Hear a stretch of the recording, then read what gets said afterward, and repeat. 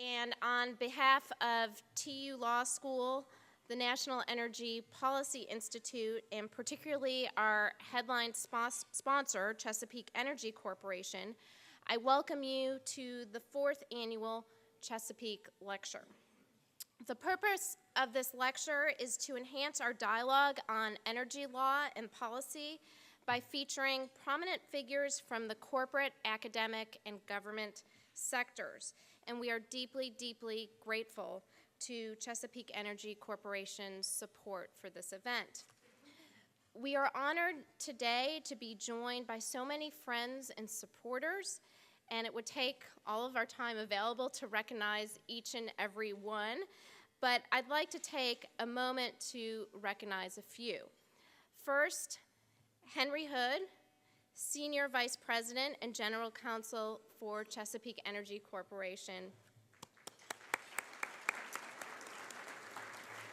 We want to extend our deep, heartfelt thanks to Henry and to Chesapeake Energy Corporation, ultimately through hiring them as interns, attorneys, and landmen. We thank you very much. And we'd also like to recognize Arnold Bress of the University of Tulsa. Thank you very much for being here. And we'd like to thank all of you for coming from near and far to make this event so special. So today's lecture is a little different than our previous lectures, and it was born over a discussion that Henry and I had at Oklahoma City's new and very attractive Whole Foods, which is right across from the Chesapeake campus. And we discussed the powerful nexus between law, regulation, science, and geology. And we decided that it would be really interesting to have a sort of point-counterpoint debate on the subject of the natural gas renaissance in the United States. And so to moderate today's event, I have the distinct pleasure of introducing Gary Ellison, the Vice Dean of the TU College of Law, and also the Director of our Sustainable Energy and Resources Law program, which we call SERL. Gary is doing a wonderful job as Director, and we are very excited that in just a few days we will have our first annual Board of Visitors meeting for our Energy Law program, and we are pleased that Henry Hood has agreed to be one of the inaugural members. Gary is an alumnus of the TU College of Law. He's been a professor here for more than 30 years. His chief area of scholarship and teaching is energy and natural resources law, and most recently, he co-authored a study on state-based regulation of the electrical grid as part of a project sponsored by the National Energy Policy Institute and Resources for the Future. Please join me in welcoming Gary Ellison.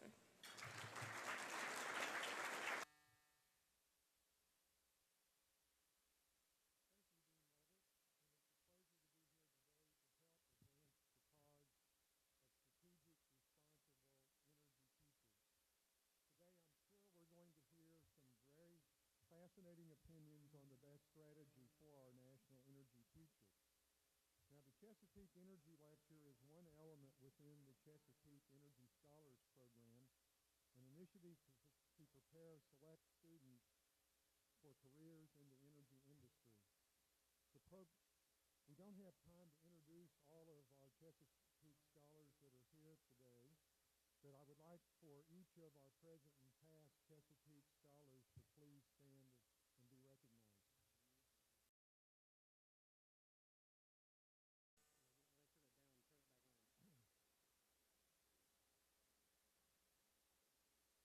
Thank you. We're excited today to have a point and counterpoint discussion by two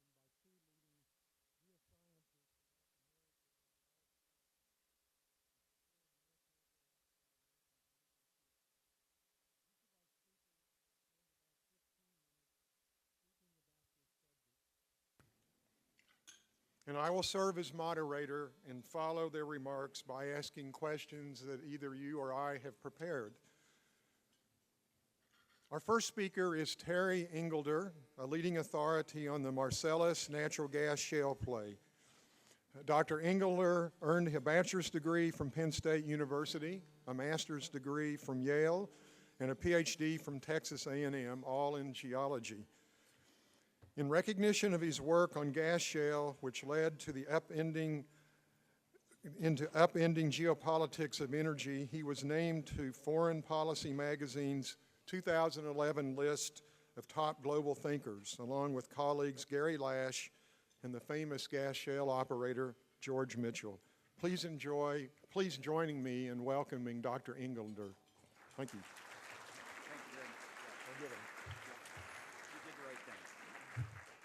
What a pleasure to be here. Now, Dave and I sat at the Ambassador Hotel last night and divided time up. We figured that you would give us 75 minutes. As a professor, I'm allowed to take 35 of that. I'm really going to struggle to shorten it down, and Dave will have the other. Dave promised 30, and that'll give 5 minutes for questions here. And there should be some slides up here if you can put them up. Yeah, this is just to remind you you're at University of Tulsa Law School. And I keep a record when I give talks like this, just to give you an indication of how important gas shales truly are. This is the 245th talk since I did a very famous calculation that then led to that honor with Foreign Policy Magazine. Now, you'll note that I have a cumulative attendance of 15,139. Some of you signed this notebook coming into the room. That's how I know that that number is reasonably accurate. All right, now in terms of a point-counterpoint, let me point out that last summer I was the counterpoint in this Nature article entitled, "Should Fracking Stop?" And so I just want to let you know that I'm the counterpoint, and David is the point right here. Counterpoint gets to go first. Anti-drillers think the counterpoint is always an industry shill, so we're going to see about that. How are industry shills treated by the public? This is book number 39 that you signed. In book number 36, in a debate that I had with Tony Ingraffi of Cornell, incidentally, you'll see that the point was Tony Ingraffi at Cornell. In that debate, in this book, someone signed, "Greed equals death." And so that's how industry shills are treated, and I like to get this out of the way largely because audiences often have some people that will take me out in the alley and shoot me or accuse me of being Peter Sellers and Dr. Strangelove. What I find particularly annoying is everyone thinks I'm making a lot of money off of this, and what I want you to do is don't look at me, look at people that work for some of the more famous gas companies in Oklahoma. Nevertheless, I do recommend this book entitled End of Country. It's all about gas shales and its effect on Pennsylvania. If you read page 175, the authority on the Marcellus is a man named Seamus McGraw, and he will assure you that one guy who never seemed to be in it for the money was Terry Engelder. That's me, incidentally. All right, so let's get down to business. State of the Union. President Obama, this country needs an all-out, all-of-the-above strategy that develops every available source of American energy. So this is what the anti-drillers think. Anti-drillers think there is now clear evidence that President Obama has joined Professor Engelder, forming a team of industry shills. So here we go. All right, now, you're well aware that the New York Times has published a famous series called Drilling Down. Ian Urbina is the author of that, and as recently as Sunday a week ago, he had this particular article in which he pointed out that one Terry Engelder was one of the more optimistic in terms of estimating resource, at least in the Marcellus. Well, that's great. The problem here is, Urbina says, that Engelder's estimate is 3 times as high as the most recent EIA estimate. And, well, we'll see about that. What you need to understand for the context of this particular statement is the fact that Ian said found right in here. Energy officials now can be found in the entire country. So what does found mean? We have to look a little bit at the history of energy supply. I draw your attention to the dashed line. If you look below the dashed line, those are 3 estimates for gas in place, starting with the bottom line, which is a 1982 Eastern Gas Shales project estimate for gas in place in the Appalachian Basin, slightly above 800 trillion cubic feet.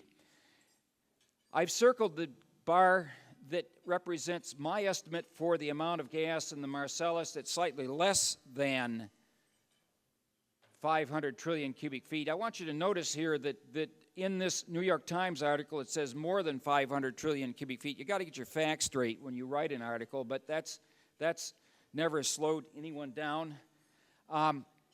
So there's my estimate, which was an estimate of the gas based on an early set of production wells that had been released. Now remember, in the state of Pennsylvania, production data was held confidential for 5 years, so this proved to be a real trick to write that particular paper.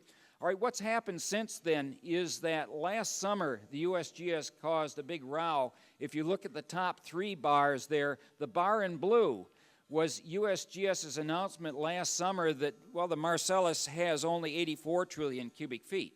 And of course, when this happens, my phone rings off the hook, as you can assume. And I said, that's great, but look at what the EIA did in July. Now go down to the second from the top set of bars. The brown bar was EIA's estimate last summer of 410, and I said, great, this is as good a peer review as I've ever received. However, the EIA, I told Urbina in the article to the New York Times, the EIA caved into USGS pressure. I'll explain that in a little bit here.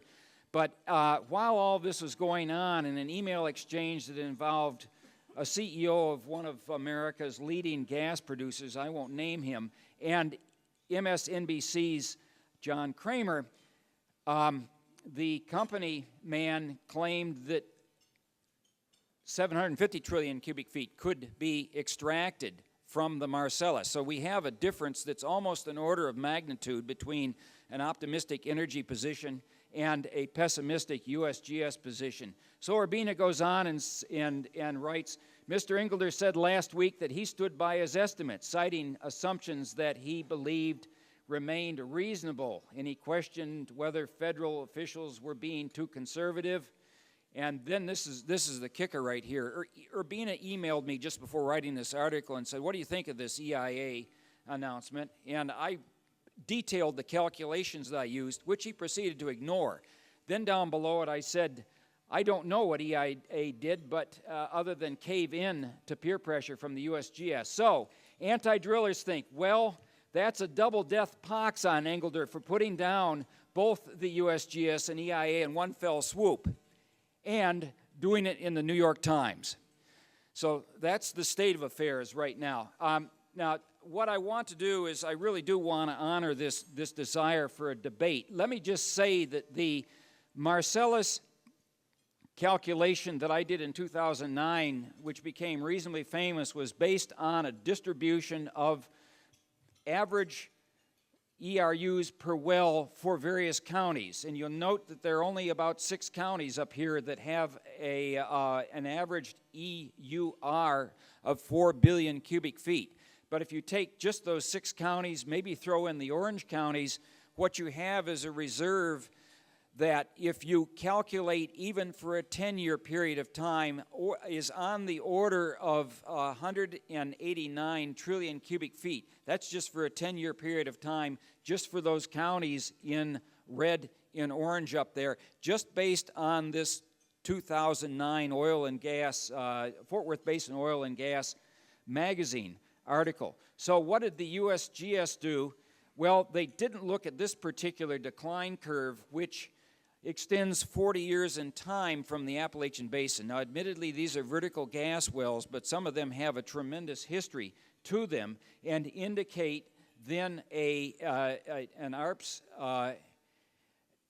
decline with an exponent that is above 1. In fact, amazingly, it's above 2. So there's a lot of confidence in a lot of this. So what did the USGS do?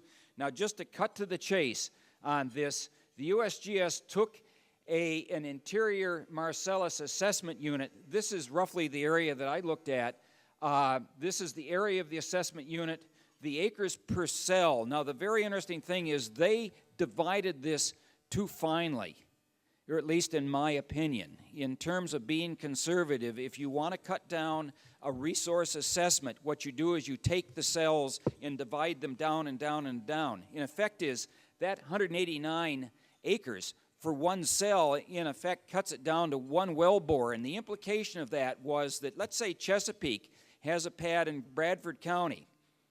Usually on the pads they put down out 6 to 8 wells. If they drill one well and show that they're going to produce 4 billion cubic feet in a lifetime, that does not apply to the adjacent cells on that same pad, but rather the adjacent cells are still subjected to USGS's very conservative number up here. And let me jump right to that right here. One of the other things I should point out is that the USGS points out correctly that of its 149 acre cells, only 1% of them have been tested. 99% have not been tested. So this is what the tested cells look like in this very large USGS assessment area. And in fact, the USGS also says even of those cells that are untested, we're going to assume that just 37% of them produce gas. And to me, you look at an area like the Barnett where there is production in more than 80% of the acreage. Now, admittedly, not all of the cells produce the same amount of gas, but nevertheless, 37% is too conservative. If you double that, then you take the EIA number that came out recently at 141 for the Marcellus, and you go ahead and double that. The EIA, again, used this USGS number to arrive at an assessment for the American gas shale play, and they said, we're going to cut our reserves from roughly 800 trillion to 400 trillion. All right, well, if you give me double that potential for reserves, and then you're back up to the EIA 800 trillion cubic feet. And I've just been told that I've run out of time now, so basically the punchline here is, I know, but I do want to save time for debate. So the punchline here really is that I stand by what I said and by what the New York Times printed and by what the anti-drillers have wished to double death pox on me, which is that the feds right now are being too conservative, and we at Penn State right now are organizing a closed shop meeting of the principals, which means the feds, Chesapeake will show up, and a couple of the other operators, including a couple majors, to actually hash this out, because we can't have the New York Times giving the public the perception that the gas shale reserves are not what they really are, at least what we believe they are in America, because in effect, the New York Times just immediately undercut President Obama's State of the Union address. We can't have that. Okay, thank you very much.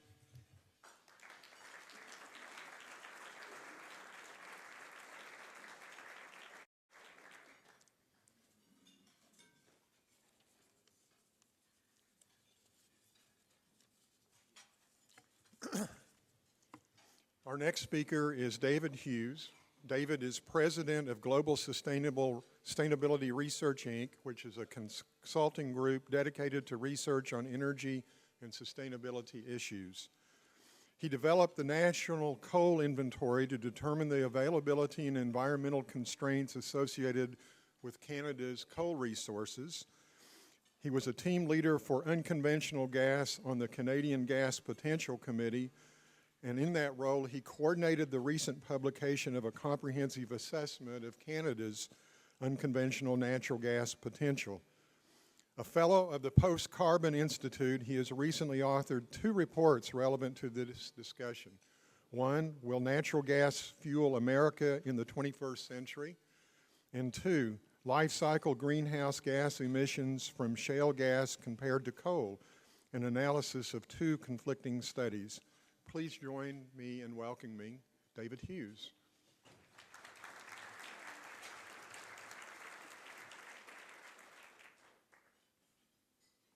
Well, thanks very much, Gary. And good afternoon, everyone. It's a pleasure to be here, and thanks to NEPI and Chesapeake for making it possible. I'd like to first have a look at the big picture of gas and shale gas using some of the latest production data and the forecasts from the EIA's latest annual energy outlook, which was published 2 weeks ago. And follow that up with a summary of some of the environmental issues with hydraulic fracturing.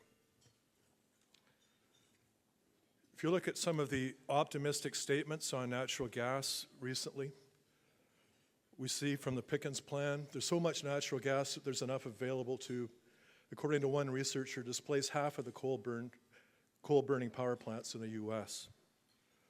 We have the domestic natural gas necessary to fuel our trucks and fleet vehicles. Studies from prestigious energy firms and universities have affirmed the dream of clean, abundant, homegrown energy is now a reality with the help of shale gas. That's the American National Gas Alliance. And this is from Aubrey McClendon in 2008. I believe U.S. natural gas producers can increase supply by 5% per year for the next decade. And that assumes there's no more access to public lands and waters than there is today. And that statement was made when gas was at $12 an MCF. It's about $2.50 now. If we look at natural gas in the world, it's basically tripled in consumption and production over the last 4 decades. Natural gas consumption went up 7% in 2010. If we look at the EIA's forecast from a couple of weeks ago for the U.S., we can see that oil is number one. Natural gas is the number 2 source of energy. And their projection is for natural gas to grow by about 16% and maintain its market share going forward. So the biggest source of new energy in the U.S. is renewables, but it's still only 9%, even if we grow it substantially by 2035. If we look at shale gas, at one point it was heralded as a manufacturing process. Geology didn't matter. We could drill a well anywhere and produce large volumes of gas. I think we're finding out a little differently as we get more knowledge about some of these deposits. If we look at the EIA's projection for gas supply in the U.S., we can see that shale gas is forecast to grow by 365% over 2009 levels, so more than quadruple, at which point it will be 49% of U.S. gas supply. So without shale gas, all other sources of gas supply are going down: tight gas, coal bed methane, conventional gas, onshore associated gas, and so forth.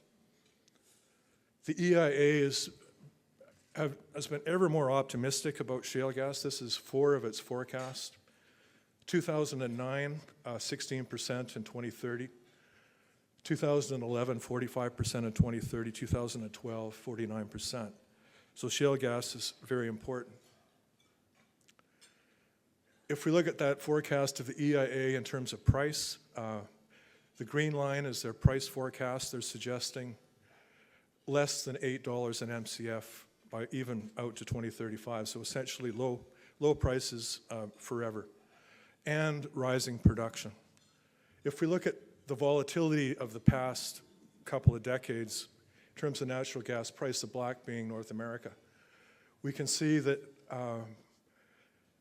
gas is priced at over $18 an MCF in Indonesia. Gas is priced at over $12 an MCF in Europe. So North America is at a very unusual situation in terms of gas price. One of the more pessimistic voices on shale gas is Arthur Berman. Some statements from his presentation in Washington in October 2010. Shale plays are marginally commercial at best. The plays have consistently contracted to core areas that represent 10 to 20% of the resource that was originally claimed. The manufacturing model has failed. These are not low-cost plays. The marginal production for most companies is $7.50 an MCF, and I've heard other statements that it's somewhere between $5.50 and $10, depending on the play. Reserves have been greatly overstated, and 100% of booked reserves are undeveloped. If we look at the Barnett Shale, perhaps the most well-explored shale we can see it has indeed retracted to core areas and other areas. And this is a statement again by Aubrey McLennan. There was a time when we were told that any of the 17 counties in the Barnett Shale would be just as good as any other county. We have found out that there are about 2.5 counties where you really want to be. So as we acquire more data, we find that geology does matter.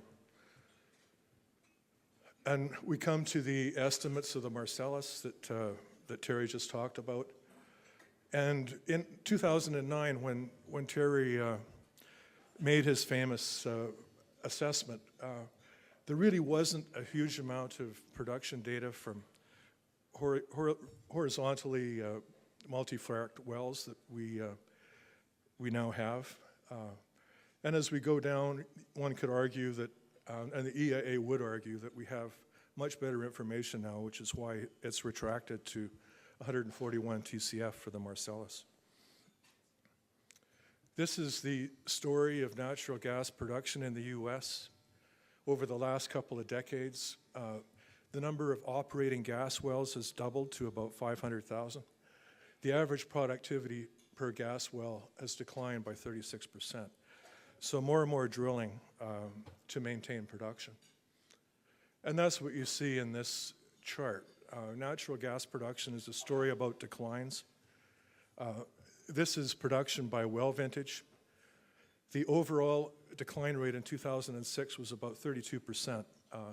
That's up from about 23% in 1999. So if we update that to 2012, this is ARC Financial, the overall decline rate is still 32%. So that means we have to replace 22 BCF a day just to keep production flat. That costs a lot of money.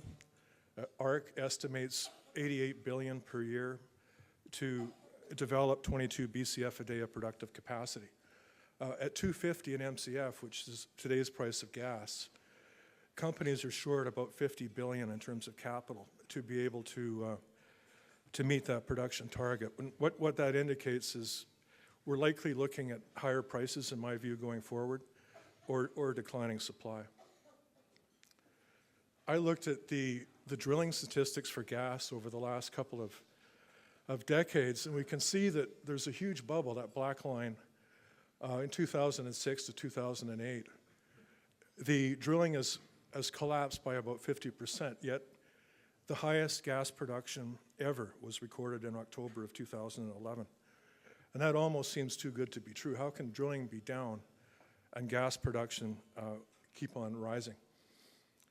I looked at oil well growth as a possible answer to at least part of that question. And we can see that the number of oil wells has doubled since 2009. And some of that gas is probably coming from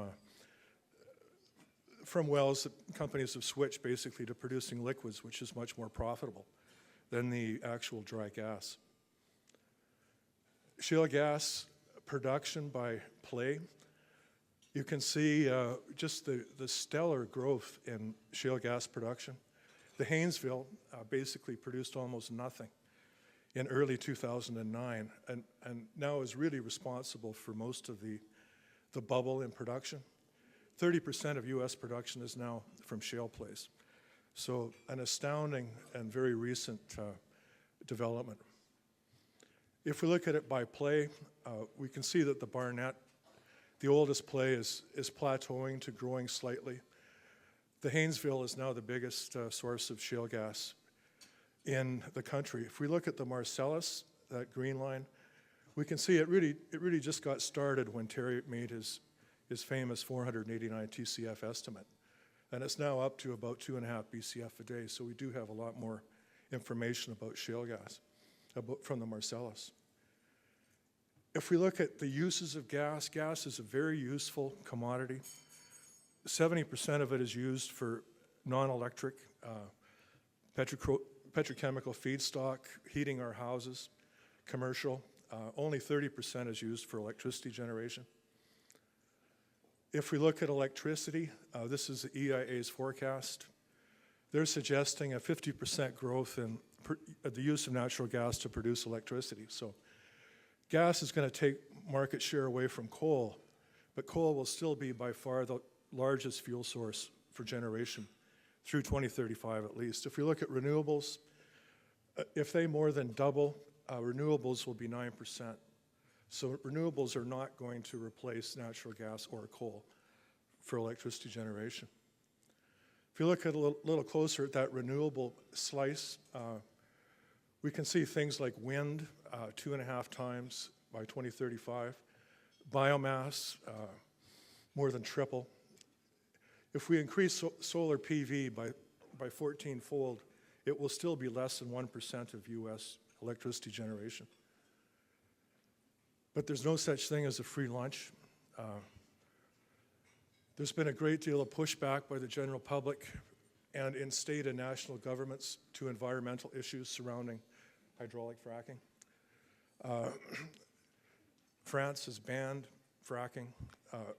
New York State and Maryland have moratoriums, and there's a moratorium in the province of Quebec in Canada.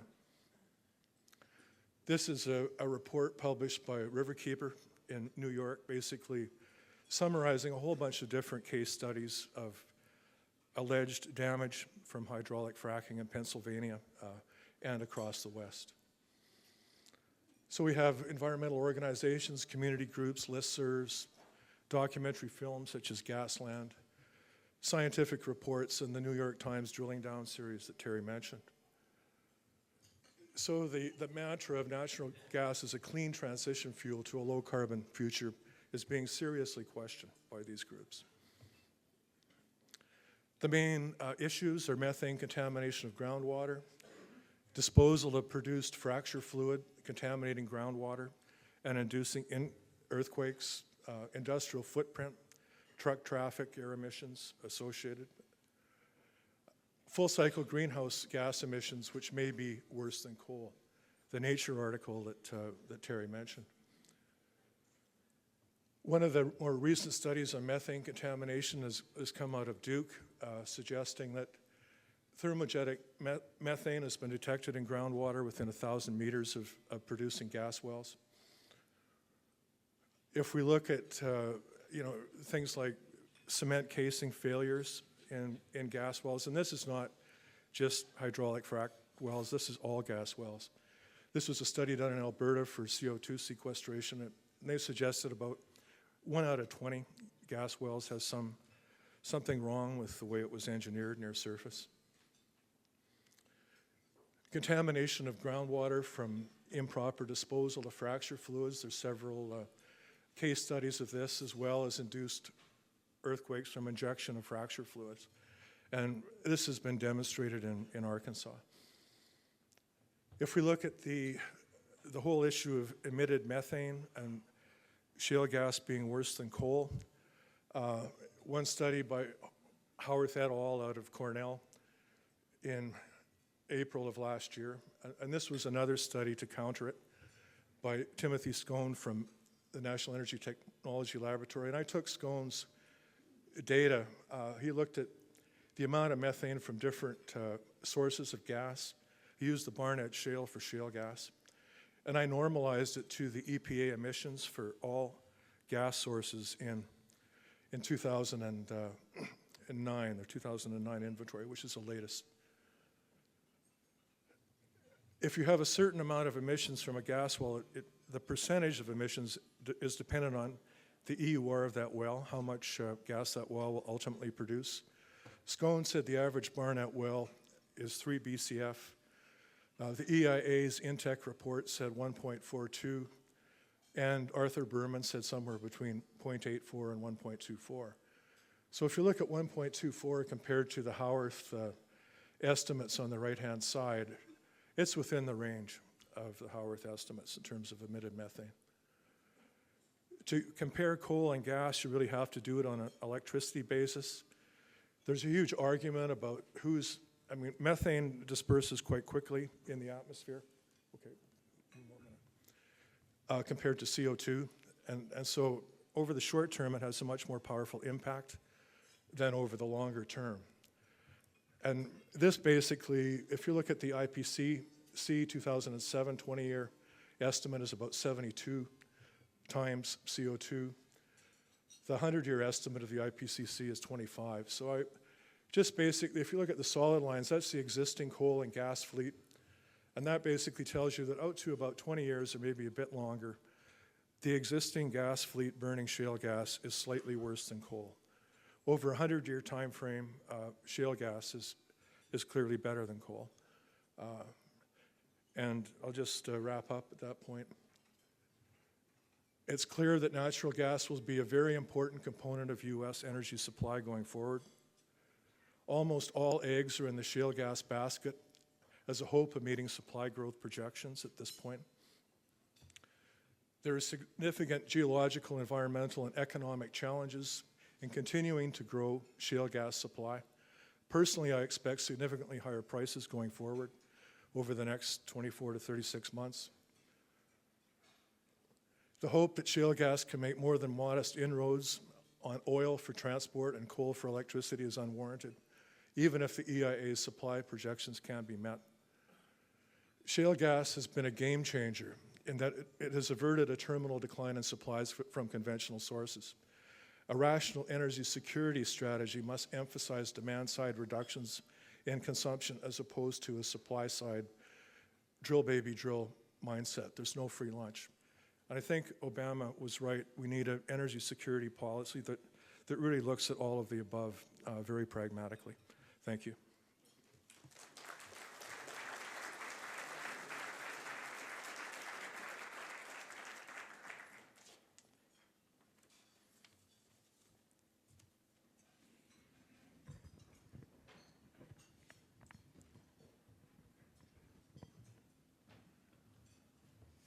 Thank you for those enlightening remarks, and I will now ask a few questions. Some of them will be directed to both of you, and I think the first one would be, we see some dramatic estimate differences in how much is available to us from the shale hydraulic fracturing technologies, and could you guys both address what you think the policy implications are if it's on the lower end versus the higher end?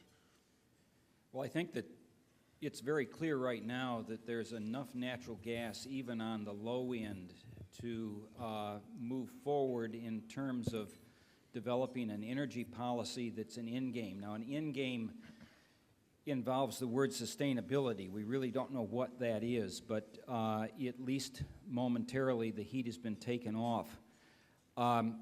You're well aware that I think that the low end is too conservative, and let's presume even the middle ground. Now, you'll note that in that New York Times article, I was really pleased that Urbina did place me in the middle ground between industry and the feds. And even if that middle ground holds true, then that really allows enough time with enough energy available to make some major changes in, for example, our electrical generation infrastructure. And I should point out, for example, that my sister, who is an engineer working with one of the world's largest windmill companies, will say that wind energy is a supplement. Wind energy is not the end to all, and the reason for that, of course, is wind doesn't blow all the time. You'll always need backup. And, of course, gas-fired generators that can be turned on and off very, very rapidly would be that backup. David? Well, I agree. It is clear that natural gas is going to be a very important part of the future. I just think that a lot of the hype that's out there about natural gas replacing heavy trucks, T-Boone, Pickens hype, natural gas replacing a substantial amount of coal, is overblown. I don't think we can grow production as much as we think we can in order to do that.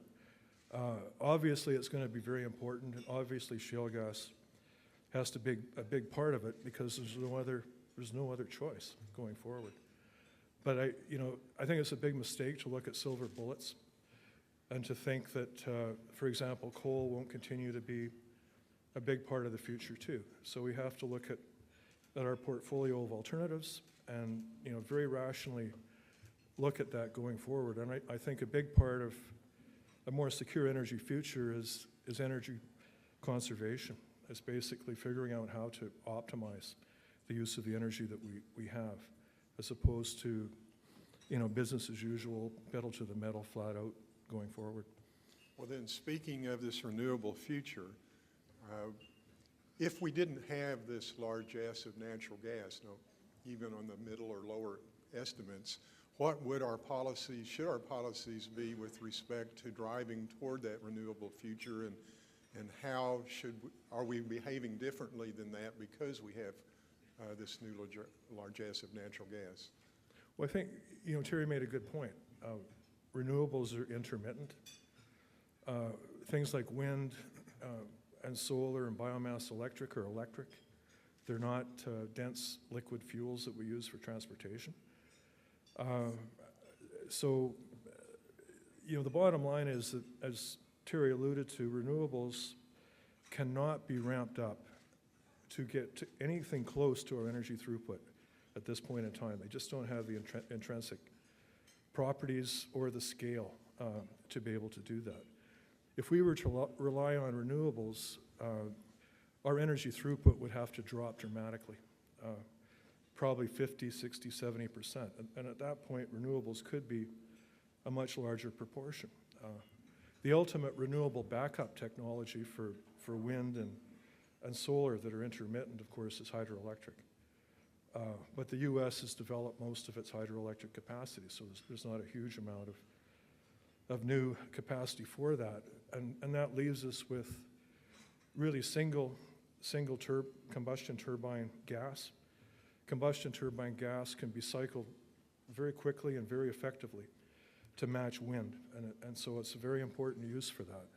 Combined cycle gas, which is much more efficient, really doesn't have the propensity to be cycled as well. So, natural gas has a huge role to play in making renewables work, a lot better. Now, if I can inject a little bit right in here, you'll notice I use the word sustainability rather than renewability. And the reason for that, of course, is we will always have the demand and use for plastics. Plastics come from one place and only one place, and it's drilling. We will always have the need for fertilizers.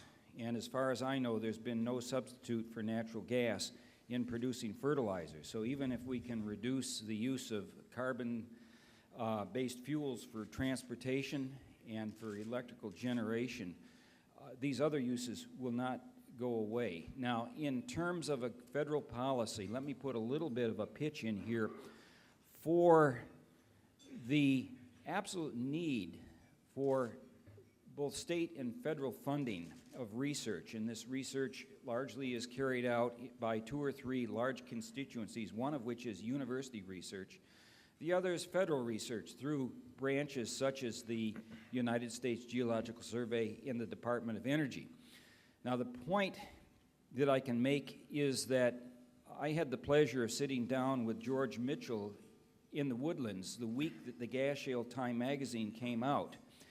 And he sat there and he said, it really is a shame that people think that industry can go forward on their own. In fact, the development of Barnett was crucially dependent on experience with the Eastern Gas Shales project, which was a Jimmy Carter era project after IRTA had reconstituted itself into the Department of Energy. This is in fact absolutely critical for everyone to realize the important role that funding agencies, largely using taxpayer monies, play in America moving forward, in making progress. And in fact there's no gain without pain, because that Eastern Gas Shales project was money spent in the 1970s. Half of the Americans that were alive in half the population of the 1970s is not even alive now to watch that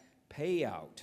And so these are long-term investments, and they're not investments that are made to achieve a quick fix. One last question about estimates. Those estimates obviously are based on geology. To what extent are they also based on price estimates? That's a good question, and it's very important to understand that language really matters here. If you go back and read the famous Fort Worth Basin Oil and Gas magazine estimate that I made, Mine was an estimate based on very scanty production data of the technically recoverable resource. And I think that if you look very carefully at what the EIA has done recently, you'll find the term reserve in there. And when SEC calculates reserves, that of course has an economic factor in it. In other words, the famous Engelder calculation said, let's not worry about what it costs to get the gas out of the ground, let's just think about what's there. And in fact is, by my view, in terms of thinking about long-term policy, you really center it on what's there and what can be taken out of the ground using present technology rather than what can be taken out of the ground to make a profit. Yeah, sure, the profits drive things. The profits are going to determine how many drill rigs are going at one time or another, but it's very important to appreciate that this appearance that Americans, in terms of their estimate for gas reserves from gas shales, are all over the map. Well, actually, they're not all over the map. If you start to factor in the economics of plays and even apply it to my numbers, then you'll find that they're a little bit lower than 489 trillion cubic feet. Yeah, I agree. Of course, price is important. You know, and I think shale gas in terms of another metric, which is net energy, how much energy you invest in drilling the wells, connecting them, producing the gas compared to the energy you get from the gas itself. And personally, I think that some of the wells that have been drilled in the Barnett and the Haynesville have a very large net energy payback, the ones in the core areas.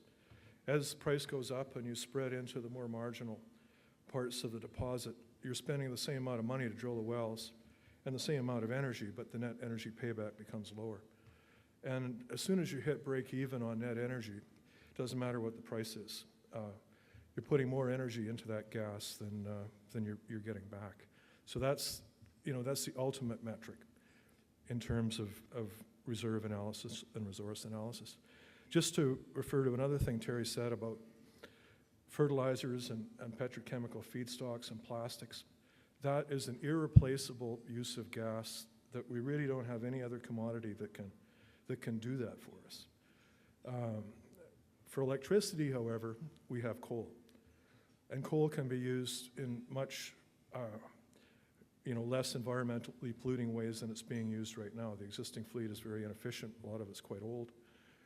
And therefore, I think that rather than looking at a wholesale replacement of coal by natural gas, which has many other valuable uses, we should look at coal itself, look at things like combined heat and power, ultra supercritical plants, ways to make it much more efficient as opposed to be replaced by natural gas to increase demand. Well, let's turn to some of the environmental issues. We had a list of environmental problems presented to us. To what degree has the natural gas industry itself taken up measures to prevent or mitigate some of these problems?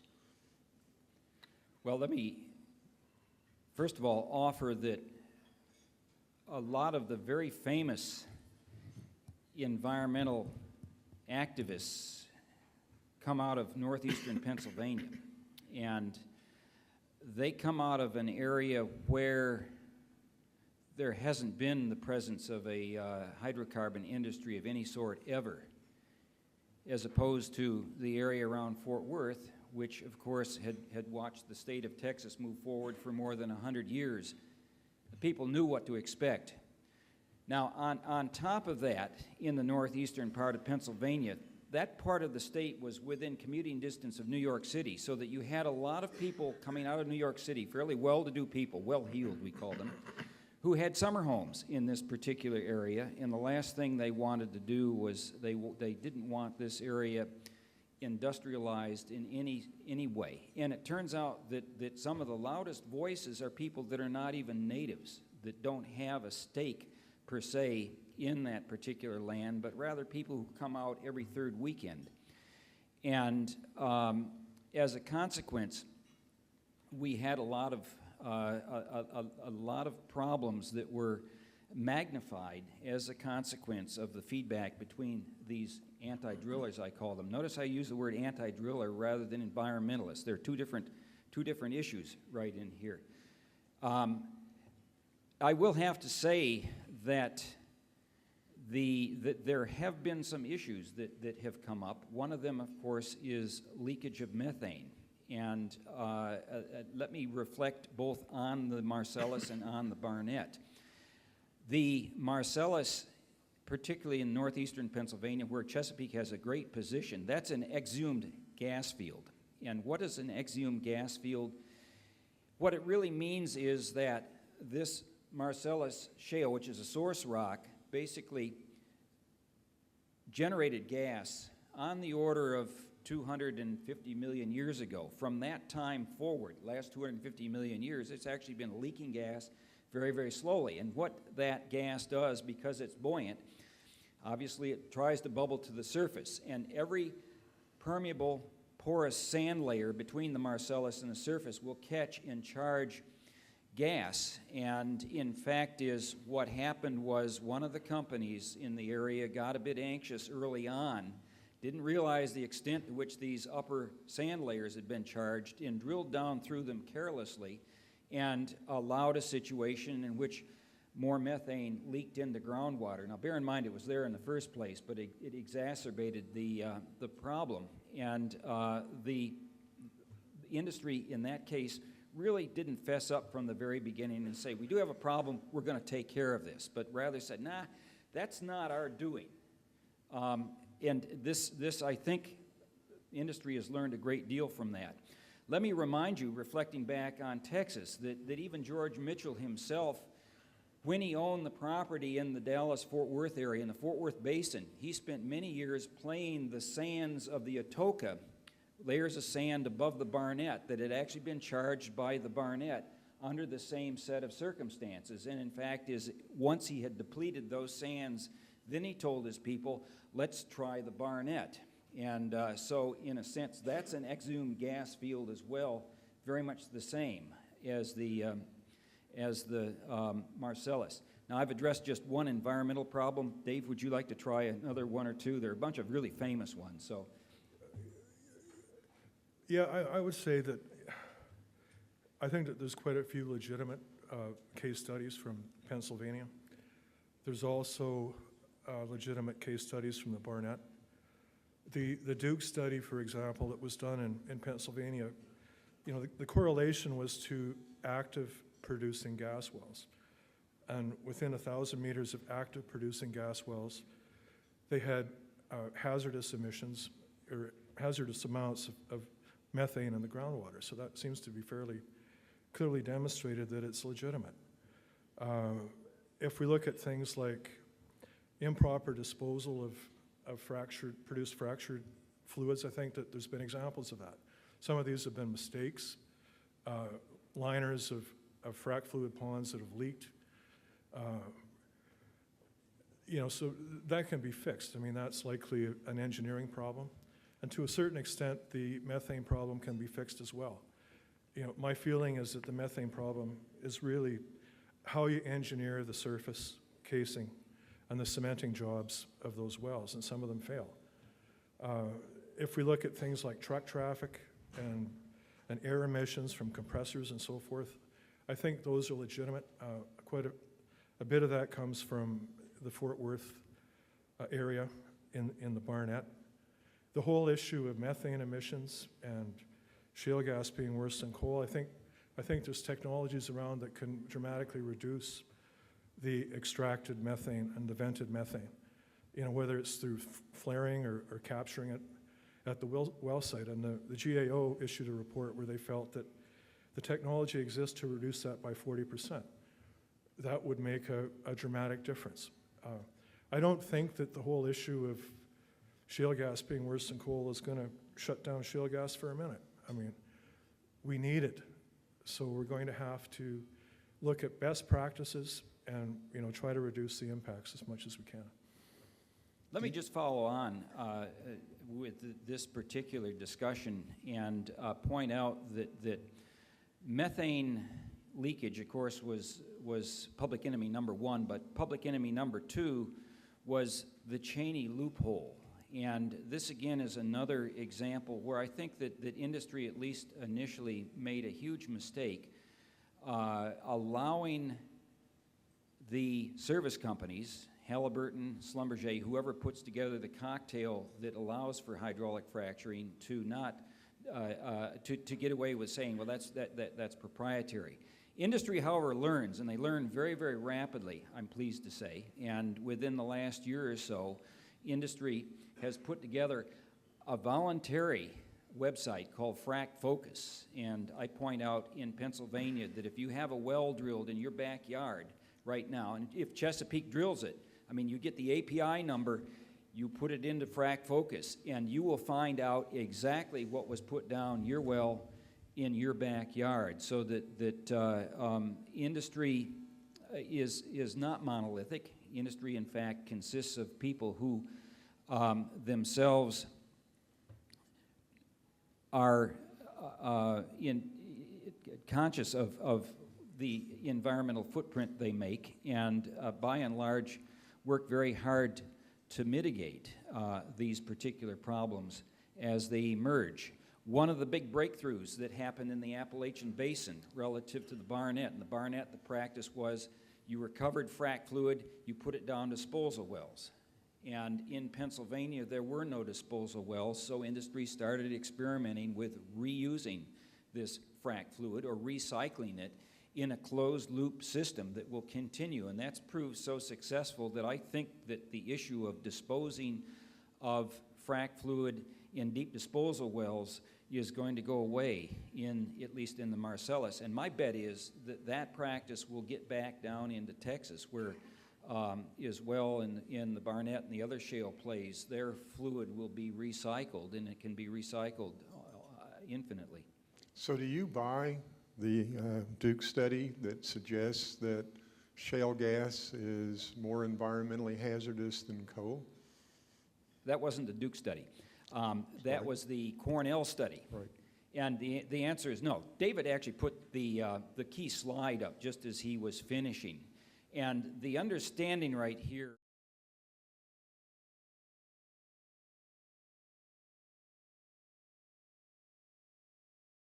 in the atmosphere has a half-life of 7 years.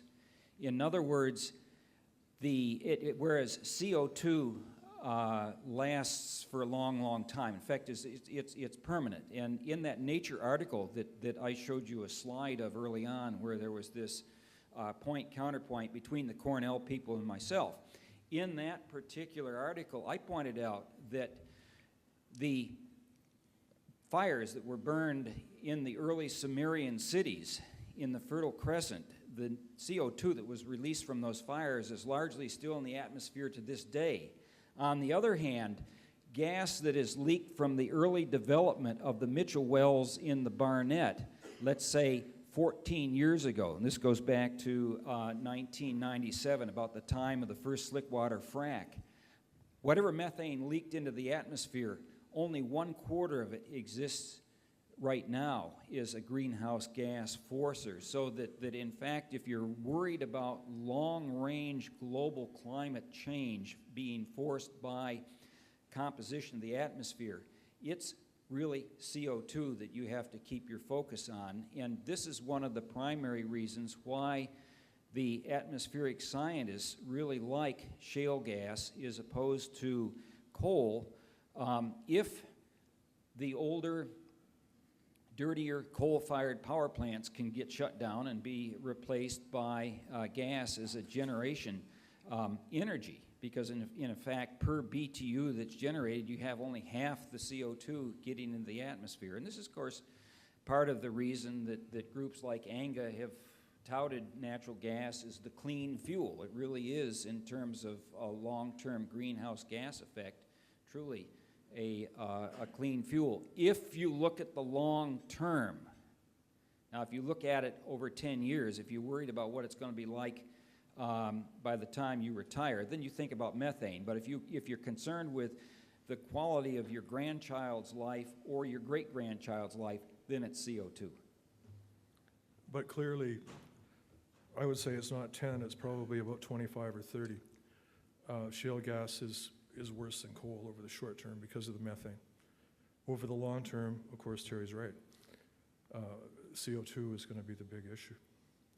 Yeah, I agree. It's the half-life, and so it depends on how short you want to make the window. And if this is about you, then you worry about methane. But if it's about your grandkids, you worry about CO2. Well, I do water law, among other things, and one of the fascinating aspects of the debate about the environmental issues with respect to all our energy forms is often the effect on water, other than this methane contamination that you've talked about, gets overlooked. And isn't it true that the coal industry also has a difficult time contaminating water? Well, that's correct. In fact, some of the companies in southwestern Pennsylvania are actually using coal-contaminated water, just taking them out of surface mines, and let's see, I don't want to call it acid mine drainage. There's a word for that water. They're using that for their frac fluid, for example, and what that does is accomplishes something that's very important, which is that it starts to clean up what the coal industry left behind, using that water for a very good purpose without drawing on or drawing down streams around Pennsylvania. However, I have to point out that Pennsylvania has a lot of streams, and water usage in general by the gas industry is not a problem. It may be more so a problem in very, very dry regions of the country or the world. Did you want to answer that? It was a question of scale. You know, if you look at 2 to 8 million gallons of frac fluid per well, that's a lot of water, you know, likely compared to the cooling requirements of coal plants.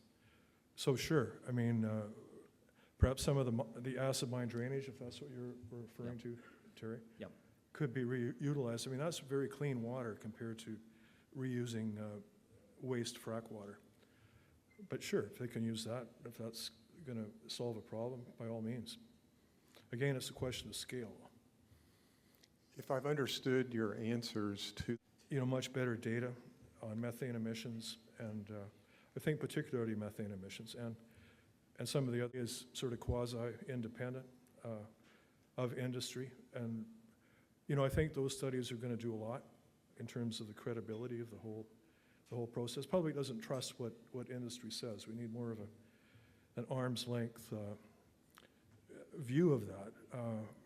But I also think industry realizes that they should have been more transparent at the beginning of this whole process, and they could have short-circuited some of the criticism that's now underway on hydraulic fracking. And I think that they're trying to remedy that as we go forward. Yeah, just as we were walking in, Judge Paul Cleary, where are you, Judge? Right there, asked me the question, what about the EPA Pavilion study, which is going to be famous. I suspect that EPA eventually will be able to prove that fracking was responsible for the contamination of the deep water wells. Now, having said that, there are 2 or 3 things to appreciate, one of which is the geology around the pavilion area is a layered set of sandstones, the Cody sandstone. These are Cretaceous to actually up into the Fort Union sand layers. So Pavilion, first of all, is not a gas shale play and has nothing whatever to do with production of gas shales. Secondly, and equally important, the fracking that went on first by Shell when they owned the Pavilion area, then by Tom Brown, which is a company I think that is gone. They were bought out by Encana. They were fracking gas sands at a depth of 1,000 feet. Well, all right, in Pennsylvania, the water table goes down 1,000 feet. So in effect, what they were doing was they were fracking up in the water table anyway, and it should come as no surprise that fracking in the water table is probably not a good idea. So whatever you do, don't be discouraged by that set of EPA Pavilion results. In fact, is the director of EPA has made a very emphatic point of this, that this is not about gas shales, at least in Wyoming. One last question. Many of us in this room are old enough to have lived through various booms and bust cycles. It can be very disruptive. One of the things that I've read in the literature about this current gas play in the largesse is that there's a possibility that we will not necessarily go through the same kind of wrenching boom and bust cycles we've had in the past. Do you believe that this is so? And if so, how can we responsibly manage our economic future with respect to the wealth and the jobs that will be produced by this industry? Well, if you were to ask me, I think if 250 gas prices continue, we're looking at a drastic reduction in drilling, and that will produce a supply deficit and a price spike. So I think that we're looking at volatility. I don't agree with the EIA's long-term, low price scenario. When you produce shale gas, it's a matter of economics. The wells have to pay for themselves. A lot of that capital that we need to replace production that I talked about is coming from joint ventures, people that are buying into, known production to learn about the process. But that's just about over at this point in time. So I think economics is going to come into play, and we're going to see volatility. And we may see a bit of a boom and bust. If you look at what's happening to rig counts in the Haynesville right now, they are retracting quite dramatically, and rigs are moving elsewhere to more liquids-rich prospects. So I'm not so sure I believe that continuous low price, everything's going well scenario going forward. Now, even to respond closer to home, the price right now is making the governor of Pennsylvania nervous because, of course, his state benefits greatly from the production of natural gas. And if, as David predicts, drill rigs are laid down, that affects the state of Pennsylvania. And I don't know what the solution to this particular problem is, because if the governor can see it coming, why we can all see this process. Beyond that, bear in mind I'm a humble geologist. I'm not an economist, so I can't remark further on these boom and bust cycles. Thank you very, very much. Let's all give a big hand for our enlightened speakers here today.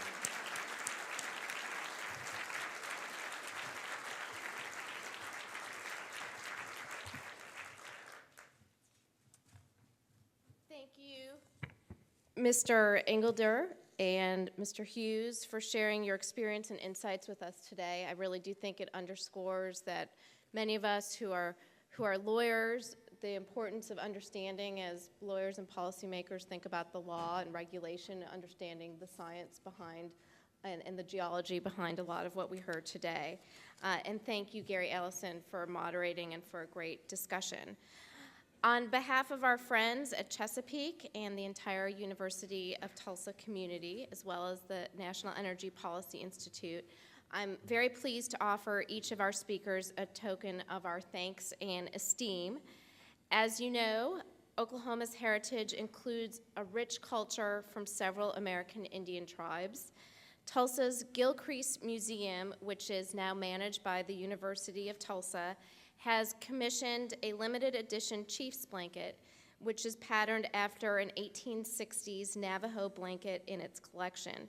The original blanket was produced at a time when the Navajo people were renowned for the blankets they wove from homespun wool. Taking our lead from tribal traditions, we are honored today to present each of you with this Chief's blanket as a symbol of respect and a mantle of leadership. Please accept it with our thanks and best wishes.